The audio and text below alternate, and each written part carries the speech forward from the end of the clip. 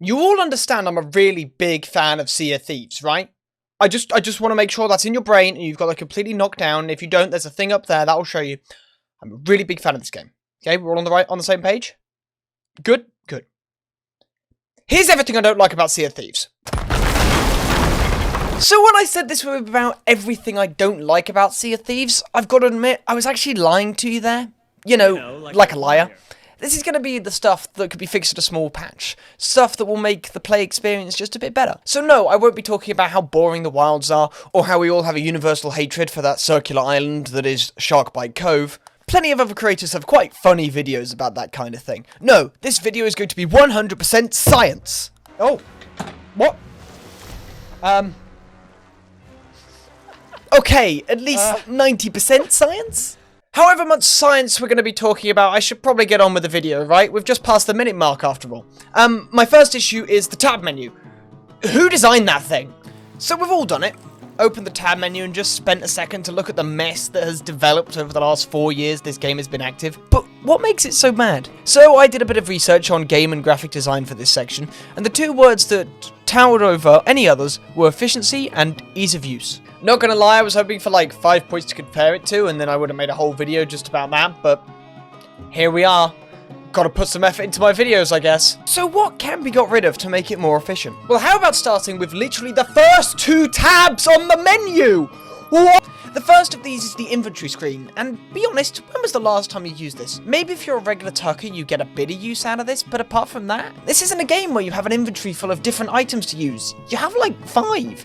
If you can't remember if you're carrying blunderbombs or bronze pondies, I kind of feel that's on you. But at least the inventory screen has a purpose. Looking at you. Equipment, something's in my eye. This equipment screen just sucks. Do I need to say anything here?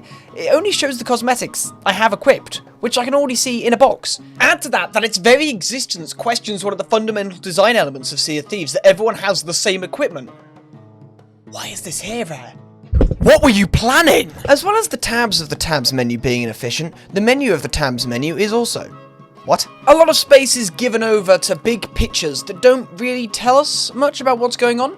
The ultimate example of this being the pirate log, arguably the most important tab in the tab menu, and the first menu is just 2 really big pictures. Now, I bet you're thinking, Watson, why does this affect Sea of Thieves? None of this really matters. Well, you're wrong. Over the not-so-recent Grogonomy event, I was helping new players in the Sea of Thieves Discord, and it's not a good sign when they can't find the tasks they need to do. And I won't lie, I barely knew it was going on until I watched someone else stream it. Alright, that's enough. I am not talking about that tab UI anymore. I could go on about it for years. Next up, a different UI. Let me paint you a picture. You're in the middle of an intense battle to the death and desperately need to switch weapon to the blunderbuss. Maybe you're trying to stop a boarding attempt, or maybe it's just your preferred weapon to snipe with. Anyway, you run to the weapons box. You open it. Pick a weapon. Pick a skin. Pick which slot should be put in. And finally, get going. This is like, just a couple too many steps for my liking. And while I get there should be a penalty for changing weapons, this is just kind of too long and fiddly. And what's so crazy about this one is that the solution is really simple. Just put the skin changing into the equipment box. Then when you open up the weapon changing box, you don't have to spend time deciding what fancy weapons you should be holding as your bullets pass through your opponents due to hit reg.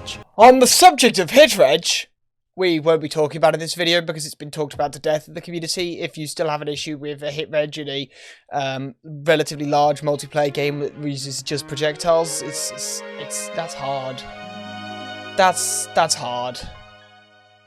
Get good. So the original plan for this section was to talk about how the skeleton armada only spawns in the middle of the map. But you know what, the more I think about it, the more the whole event can go to the Ferry of the Damned. To understand why they're so bad, we're going to have to go through the basics of how world events work in Sea of Thieves. Once spawned in, a world event will stick around for 30 minutes before despawning if no one starts it.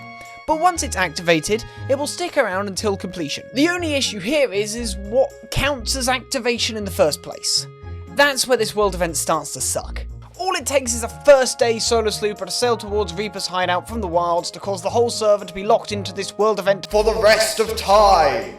Or at least the next 24 hours, because all the servers get reset after that. But then why is this world event left alone so much? It has a higher payout than most forts and is probably faster? Well, that's because it puts the most important thing in Sea of Thieves on the line. your ship. Unlike every other world event, you are actively fighting to defend your ship, rather than just your life. And yes, I know the Ash and Winds event can cause some issues on a ship, but come on, when was the last time that set your ship ablaze? Add to all this that most of the loot you will get from this event can only be found at the bottom of the ocean, as you're very likely to be too busy fighting other skeleton ships to pick up all that loot. The best way to deal with this world event is probably to make it so that the event only starts and will remain on the server when the first set of skeleton ships is defeated.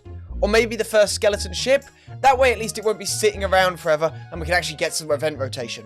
Okay, let's tack onto something radically different. There are many faces in Sea of Thieves, many of which Rare desperately try to make us care about with adventures, even though they're just generic quest givers and have only the purpose to fill my tankard. But you know what they don't do? Ever say anything different. Every NPC at Golden Sands hasn't changed its dialogue this entire time, apart from the shipwright, but that was only for captaincy. Rare, listen to me, Rare. Listen to me. I'll do it. I'll write the dialogue. I'll just do it through the insider program or something. Look, you don't even have to pay me. I'll ancient coin. Look, you get all the money back. And I think that's everything. So a handful of different changes that I think the game should implement. I hope you enjoyed this video. If you have any ideas yourself, put them in the comments. And yeah. Oh, wait a minute. I forgot one thing.